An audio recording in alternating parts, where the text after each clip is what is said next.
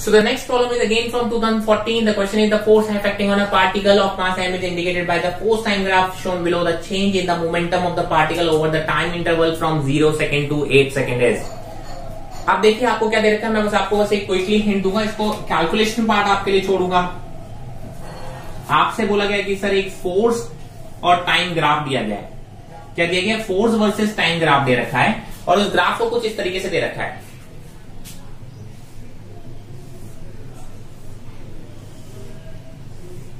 कुछ इस तरीके से दे रखा है और ये वैल्यूज कितनी गिवन है? 2, 4, 6 एंड 8 और ये वैल्यू कितनी दे रखी है? I think 6। ये न्यूटन में आंसर और ये साइड से सेकंड्स में। ठीक है, तो आप बोल सकते हो ये कुछ ग्राफ दे रखा है, फोर्स टाइम ग्राफ। आपने change in momentum of the particle पूछा है। आपको पता है sir integration of F D T क्या होता है sir? That is equal to change in momentum. और this is what? This term is basically area under the curve, F T curve.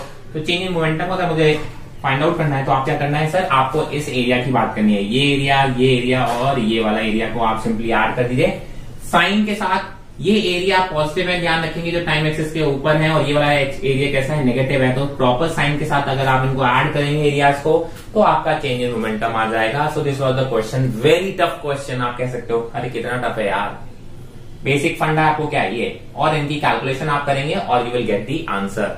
Calculation मैं आप पे छोड़ रहा हूं, प्रोसेस मैंने आपको बता दिया। Area under the curve equal to change in momentum.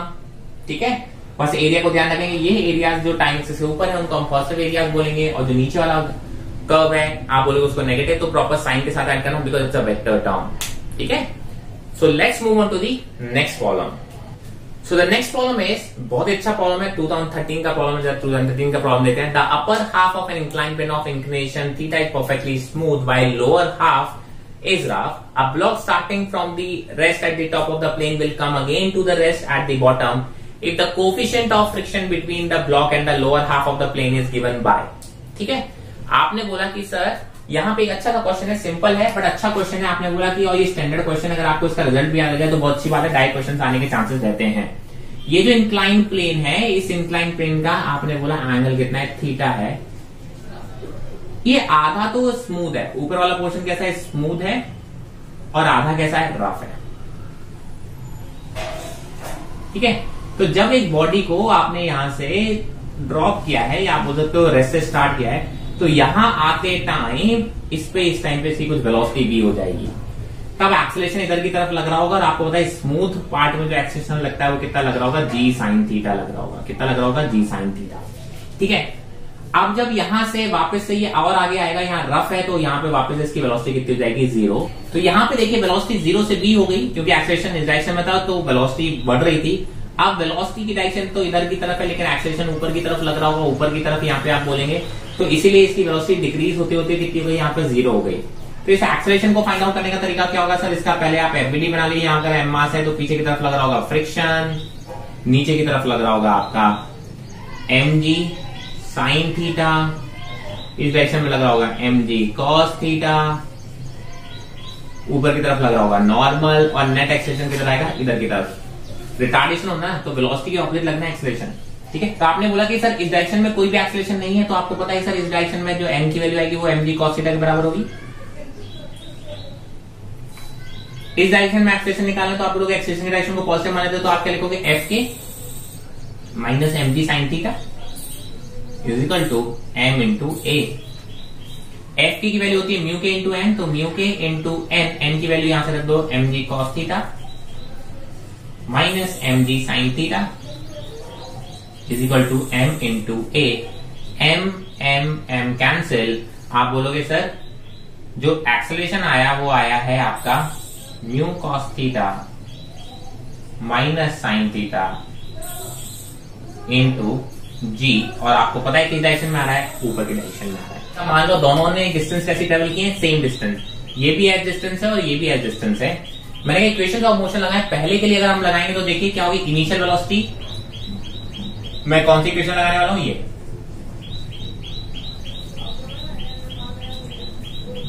ठीक है, तो अगर हम बात करेंगे सर इनिशियल वेलोसिटी 0 थी, फाइनल वेलोसिटी वी स्क्वायर हो गई -2 और एक्सेलरेशन की value G sine theta into S.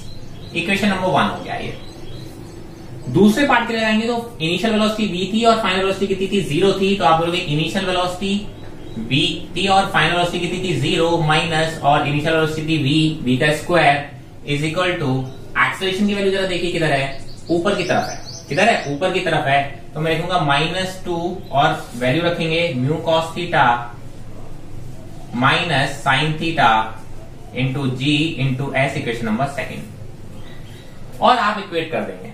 ठीक है, मैंने कहा सर वी स्क्वायर की वैल्यू उठा के यहां से रख दो यहाँ, तो आप बोलोगे माइनस वी स्क्वायर की वैल्यू कितनी है ऊपर से 2g sine theta into s is equal to -2 mu cos theta minus sine theta into ji into s. G into s cancel हो गया, 2 से 2 कैंसिल, माइनस से माइनस कैंसिल। आप बोलोगे sine theta is equal to mu cos theta minus sine theta. ये sine theta इधर आएगा तो कितना हो जाएगा 2 साइन थीटा, ये कॉस थीटा नीचे आएगा तो कितना हो जाएगा cos theta is equal to mu. So mu की जो वैल्यू आ रही है वो आ रही है 2 tan थीटा। अगेन ये एक अच्छी प्रॉब्लम थी, काफी अच्छी प्रॉब्लम थी आप कह सकते हो।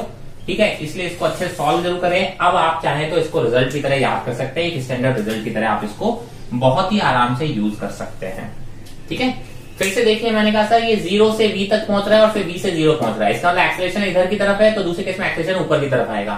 ये एक्सेलरेशन हमको मालूम होता है जी साइन थीटा होता है, ये और एक्सेलरेशन हमने यहां से निकाला mu cos theta minus sine theta into G आया। आपने इक्वेशन ऑफ मोशन लगाई, पहले हाफ के लिए आप बोलते हो इनिशियल वेलोसिटी 0 थी, फाइनल वेलोसिटी v थी, एस डिस्टेंस इसने ट्रैवल की, एक्सेलरेशन की वैल्यू जी साइन थीटा थी, ये लिख ली। दूसरे के लिए बोलते इनिशियल वेलोसिटी v थी, फाइनल वेलोसिटी 0 हुई थी, एक्सेलरेशन ऊपर की तरफ था तो माइनस में होगा और डिस्प्लेसमेंट अभी भी नीचे की तरफ है, ऐसे तो आपने दूसरे के लिए लिख दी और दोनों इक्वेशन को सॉल्व किया और आंसर आया mu equal to 2 tan theta. Next question is again from 2013। Question क्या बोलता है 3 blocks with masses m, 2m and 3m are connected by strings as shown in the figure. After an upward force F is applied on the block m, the masses move upward at a constant speed v. Constant speed को आप highlight कर लेंगे। What is the net force on the block of mass 2m? G is the acceleration due to gravity. ठीक है, अब आप जरा बात करें कि सर इस पे नेट फोर्स पूछा गया है 2m मास पे। ठीक है, सारे के सारे ब्लॉक कांस्टेंट वेलोसिटी से मूव कर रहे हैं, इसका मतलब m भी कांस्टेंट वेलोसिटी से मूव कर रहा है, 2m भी कांस्टेंट वेलोसिटी से मूव कर रहा है, 3m भी कांस्टेंट वेलोसिटी से मूव कर रहा है। कांस्टेंट वेलोसिटी का मतलब होता है एक्सेलरेशन 0, एक्सेलरेशन 0 का मतलब होता है फोर्स 0। क्या मुझे सॉल्व करने की जरूरत है? क्वेश्चन 3 लाइन में लंबा सा क्वेश्चन है, पढ़ने से बड़ा दिमाग लगता है, लेकिन अगर बेसिक कंसेप्ट आपको पता है, आपने सिर्फ एक जो वर्ड हाईलाइट किया था कांस्टेंट वेलोसिटी, उससे आंसर आ जाता है कि sir net velocity is constant, इसका मतलब acceleration is 0, so the correct answer is 0। I hope this is very clear. देखिए कितना इजी क्वेश्चन दे देते हैं वो, सिर्फ आपको घुमाएंगे, क्वेश्चन को इस तरीके से फ्रेम करेंगे कि आप घूम जाइए। मैं कहता हूं कई बार तो क्वेश्चन बिना पेन चलाए सॉल्व हो रहे हैं। ठीक है, so let's move on to the next question. Next question is again from 2013। देखिए 2013 से कितने सारे क्वेश्चन आए हैं। An explosion breaks a rock into 3 parts in a horizontal plane. 2 of them go off at right angles to each other. The first mass 1 kg moves with a speed of 12 meter per second. The second mass 2 kg moves with a speed of 8 meter per second. The third part flies with a speed 4 meter per second. Then its mass is.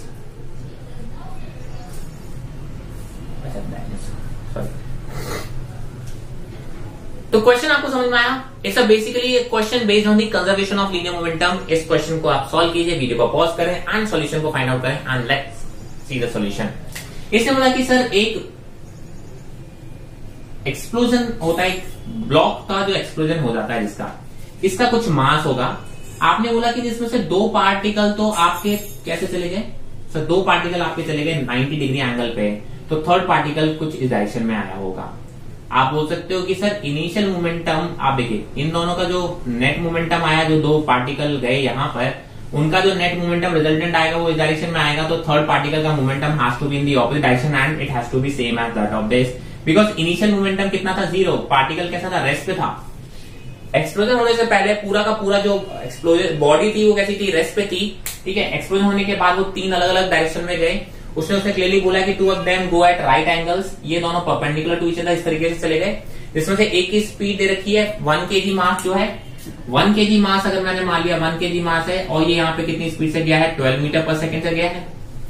दूसरा जो block दे रखा है जिसका मास दे रखा है 2 kg मास और ये कितनी स्पीड से गया है 8 मीटर पर सेकेंड से गया है। आपने बोला इसका मास मान लिया m, इसकी स्पीड दे रखी है 4 मीटर पर सेकेंड, ठीक है। तो we have to find out the mass of this block. तो जरा देखिए, मैंने कहा सर इन दोनों का जो रिजल्टेंट लेंगे वही मोमेंटम इसका आएगा। मैंने कहा इन दोनों का रिजल्टेंट अगर देखें तो कितना होगा सर, इन दोनों का जो रिजल्टेंट आएगा वो इसको हम बात करें। सो दैट देखो, दो राइट एंगल ट्राइंगल पे आप बोलेंगे ये एक वेक्टर है जिसकी वैल्यू कितनी है m इंटू वी, मास है 1 kg इंटू 12, कितना होगा 12 किलोग्राम मीटर पर सेकेंड। यहां पे मोमेंटम निकालने जाओगे तो देखिए मास इंटू वेलोसिटी से कितना आएगा 16 किलोग्राम मीटर पर सेकेंड, ठीक है। सो इन दोनों का आप बोलते हैं रिजल्टेंट लेंगे, जब रिजल्टेंट लेंगे तो कितना आएगा लीनियर मोमेंटम, आप बोलोगे क्योंकि ये दोनों 90 डिग्री पे, दोनों 90 डिग्री का मतलब क्या हो गया a square plus b square under root में, तो a स्क्वायर मतलब कितना हो गया 144, 16 का स्क्वायर कितना हो गया 256, ठीक है। जरा इसको सॉल्व करो तो देखिए कितना आ रहा है 400, कितना आ रहा है √400, दैट इज 20। तो इसका जो लीनियर मोमेंटम आया वो 20 आया। मैंने कहा इसका लीनियर मोमेंटम भी 20 होना चाहिए एंड ऑपोजिट डायरेक्शन में होना चाहिए, क्योंकि मोमेंटम कंजर्वेशन P इनिशियल 0 था तो final momentum all the particles भी कितना होना चाहिए 0 होना चाहिए। तो जिसका मोमेंटम इस डायरेक्शन में इतना था तो आप बोलते ऑपोजिट भी कितना होना चाहिए, मतलब m इंटू वी इसकी बात करें तो इसका मोमेंटम भी कितना होना चाहिए 20। तो v हमको पता है तो m की वैल्यू कितनी आ गई 20/4, मतलब 5 kg। तो इस ब्लॉक का जो मास था वो कितना होगा 5 kg। इस टाइप के क्वेश्चंस भी अच्छे आते हैं, तो मैं आपको इसलिए बता रहा हूँ ये कंजर्वेशन मोमेंटम है, बेसिक से क्वेश्चन है, बस आपको लीनियर मोमेंटम कंजर्वेशन लगाना कैसे आना चाहिए, तो इससे ये क्वेश्चन भी आप प्रैक्टिस हो जाती है और ये क्वेश्चन आ भी चुका है। So that is your answer. So let's move on to the next problem. The next question is a car of mass 1000 kg negotiates a bank curve of radius 90 meter on a frictionless road if the banking angle is 45 degree, the speed of the curve is। तो देखिए बहुत ही simple सा question है। आपने बोला केवल और केवल क्या हो रही है बैंकिंग है, केवल और केवल क्या है बैंकिंग है, ठीक है। आपने बोला कि सर ये बैंकिंग हो रखी है और एंगल ऑफ बैंकिंग दे रखा है, फ्रिक्शनलेस सरफेस है, ठीक है, और बैंकिंग एंगल दे रखा है 45 डिग्री, ठीक है। तो आपको पता है कि sir V should be less than equal to RG tan theta, V should be less than equal to RG tan theta, और आपको R दे रखा है, G दे रखा है, तो आपने बोला सर, ठीक है।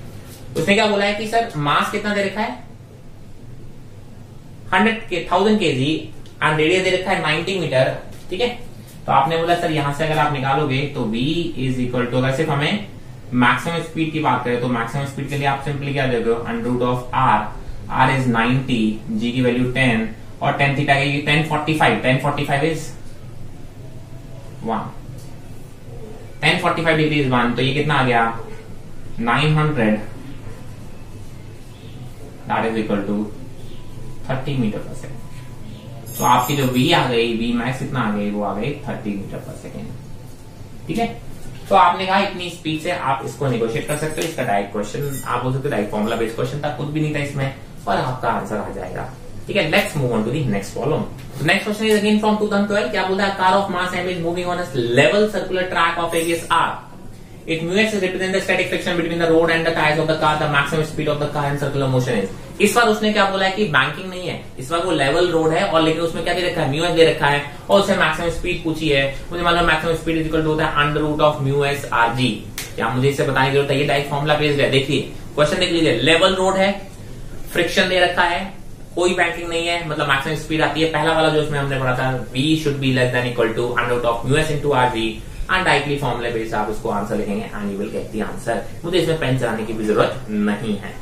So next question is from 2011। Question क्या बोलता है, a person of mass 60 kg inside a lift of mass 940 kg presses the button on the control panel, the lift starts moving upwards with an acceleration of 1 meter per second square if g is equal to 10 meter per second square, the tension in the supporting cable। Very important, आप कह सकते हो बहुत ही basic question है, बहुत ही basic question है। तो देखो इसने क्या बोला है कि सर सिंपल सी बात है, मुझे ज्यादा सॉल्व करने की जरूरत नहीं है। एक लिफ्ट है, इस लिफ्ट में एक पर्सन है, लिफ्ट का मास है 940 kg, इसका है 60 kg। आप बोल सकते हो लिफ्ट, ऑब्वियसली बात है लिफ्ट ऊपर हैंग होगी, इसी वजह से जा रही होगी, और लिफ्ट में एक्सेलरेशन जो है अपवर्ड वो कितना आ रहा है, कितना दे रखा है, acceleration is 1 metre per second square. और आपसे ये टेंशन पूछी गई है, रोप में कितना होगा। तो सिंपल सी बात है, मैंने कहा लिफ्ट और मैन का कंबाइंड एफबीडी बनाओगे तो आप बोलोगे सर ये 1000 kg हो गया। इस पे नीचे की तरफ वेट लग रहा होगा 1000 इंटू जी की वैल्यू है 10, और ऊपर की तरफ लगा होगा टेंशन और एक्सेलरेशन है यहाँ पे ए की वैल्यू है 1। ए की रिएक्शन को पॉजिटिव मान दिया तो हम क्या लिखेंगे T minus this 10,000 is equal to mass into acceleration, acceleration की वैल्यू है 1। सो टेंशन की वैल्यू कितनी आ रही है 1000 प्लस 10,000, आप बोलोगे sir that is Newton. So this is your answer. कितना टफ क्वेश्चन था भाई, ये 2011 का क्वेश्चन है। आप कह सकते हो देखिए कितने इजी क्वेश्चन आते हैं। एक या दो क्वेश्चन अच्छे आए, मैं बिल्कुल मना नहीं कर रहा हूं, मैंने आपको वहां मार्क किया कि अच्छे क्वेश्चन है, उसमें आपको कुछ स्टेप्स लिखने पड़े, 5-6 लाइनें करनी पड़ी। बाकी सारे क्वेश्चन आप बोलेंगे डायरेक्टली हो सकते हैं। तो मैंने आपको बोला 45 में से 3 से 4 क्वेश्चन एवरी ईयर अच्छे आते हैं। इस हर चैप्टर में से आप कह सकते हो अगर पिछले 10 साल में उठा के देखोगे तो 2 से 3 क्वेश्चन अच्छे होंगे, बाकी एवरी ईयर बहुत बेसिक क्वेश्चन आते हैं। तो किस साल किस चैप्टर से कौन सा क्वेश्चन अच्छा आ जाए ये हमको नहीं पता, इसलिए कोई भी चैप्टर छोड़ना नहीं है। सारे चैप्टर के सिंपल क्वेश्चंस जो आते हैं वो तो मुझसे बनने ही चाहिए। अगर किसी चैप्टर का कोई अच्छा क्वेश्चन आ गया, नहीं भी बनता एक चांस तो कोई बात नहीं, बाकी मैं कहता हूं उन 5 क्वेश्चन 4 क्वेश्चन को छोड़ भी दोगे तो भी 40-41 क्वेश्चन मुझसे बनने चाहिए किसी भी कंडीशन में, ठीक है। तो इसलिए मैं बोलता हूं सारे चैप्टर्स को करो, बेसिक सबके पता होना चाहिए, सबके बेसिक क्वेश्चन सॉल्व होने चाहिए। अगर किसी चैप्टर से बहुत अच्छा क्वेश्चन आ भी जाता है, बाई चांस मुझसे नहीं बनता है तो कोई बात नहीं, बाकी क्वेश्चन बनने चाहिए। मैंने कहा हर साल 3 से 4 क्वेश्चन ही अच्छे आने वाले हैं। वो क्वेश्चन अगर नहीं भी बनते, मैंने कहा वो भी बनेंगे। अगर आपने फंडे से बहुत बेसिक आपने कंसेप्ट यूज किए तो वो भी बनेंगे। मैं कहता हूं अगर वो नहीं भी बनते हैं, बाकी चैप्टर से सिंपल क्वेश्चन तो बनेंगे। 160 मार्क्स मेरे कहीं नहीं जाएंगे अगर आप इसी तरीके से प्रैक्टिस करते रहेंगे। तो एक और क्वेश्चन देख लेते हैं 2011 का ही। The question is a body of mass m hits normally a reject ball with velocity v and bounces back with the same velocity the impulse experienced by the body is। ठीक है, अगर हम बात करें जरा देखिए सिंपल सा question है, इसमें हम सिमिलर क्वेश्चन कर चुके हैं। सर एक बॉडी है जो बॉल को हिट कर रही है, एक बॉडी है बॉल को हिट कर रही है v स्पीड से और अब बोलते हो सेम स्पीड से वापस आ रही है। तो मुझे बताना है इस बॉडी ने कितना इंपल्स फील किया होगा। तो मैंने कहा इंपल्स क्या होता है सर, इंपल्स होता है आपका change in momentum. P initial जो था, पी इनिशियल था mv I cap, P final क्या है sir minus mv I cap. Direction change हो गई, अब मैग्नीट्यूड में कोई चेंज नहीं आया। आप बोलोगे सर डेल्टा पी क्या होगा, delta P is P final minus P initial. Solve करोगे तो -2 mv I cap, magnitude wise देखेंगे तो correct answer is 2 mv। Tough question? No, it's a very simple question. So let's move on to the next question. So 2010 का एक अच्छा सा question है, simple है, बेसिक है। मैं इसको देखेंगे और इसी के साथ अपने ये प्रीवियस क्वेश्चन को हम ऐड करेंगे। मैंने जो क्वेश्चन है वो है a block of mass m is in contact with the card C as shown in figure. The coefficient of static friction between the block and the card is mu. The acceleration alpha of the card that will prevent the block from falling satisfy. तो question क्या बोलता है कि sir कुछ इस तरीके से दे रखा है, सर एक ब्लॉक है, एक कार्ड से कनेक्टेड है,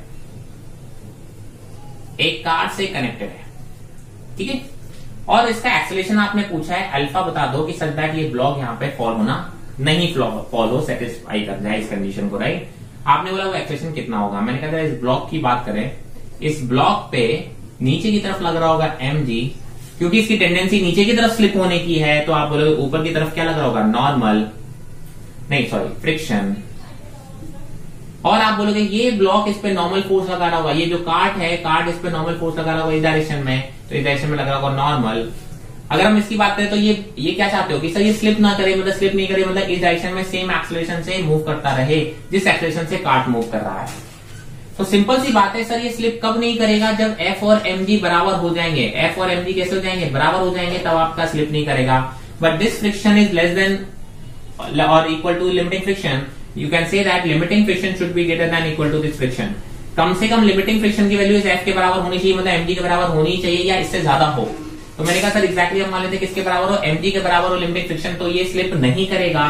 तो मैंने कहा सर अगर f लिमिटिंग फ्रिक्शन जो कि म्यू एस इंटू m के बराबर होगा that is equal to mg, तो ये स्लिप नहीं करेगा, ठीक है। तो आप बोलते हैं बहुत अच्छी बात है। आपने बोला कि सर जरा देख लीजिए यहां से इक्वेशन, अगर इस डायरेक्शन वाली इक्वेशन को सॉल्व करेंगे तो normal is the only force which is providing the acceleration. तो तो normal is the net force is equal to mass into acceleration.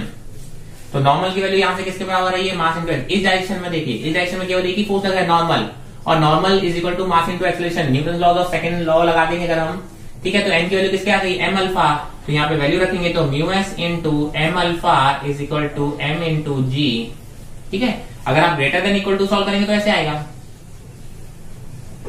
M से एम कैंसिल, तो alpha should be greater than equal to mu S, sorry G by mu S, और alpha की value at least किसके बराबर हो, G by mu S. So this is how you can get the answer, ठीक है। तो ये बेसिक सा क्वेश्चन था, इस टाइप का क्वेश्चन हम ऑलरेडी कर चुके थे, तो आपको कुछ भी नहीं करना है, वही स्टेप्स आपको फॉलो करना है। एक एक एफबीडी प्रॉपर बनाइए, इक्वेशन प्रॉपर लिखिए, कोई जल्दबाजी मत करिए, फिगर जरूर बनाइए, आपके आंसर्स आएंगे ही आएंगे।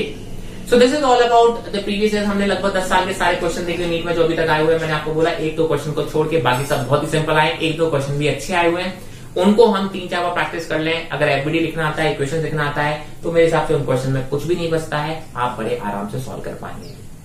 सो आज की क्लास के लिए इतना ही काफी। आई होप आपको कोई भी डाउट नहीं है। अगर आपको फिर भी कोई भी डाउट है तो आप उन्हें कमेंट सेक्शन में जरूर मेंशन कीजिएगा, या फिर आप मुझे इंस्टाग्राम प्रोफाइल पर टेक्स्ट कर सकते हैं। अगर अभी तक आपने इस कोर्स को और इस चैनल को सब्सक्राइब नहीं किया तो do subscribe the YouTube channel so that you get all the notification of my new incoming videos. Till then stay healthy, stay safe, thank you.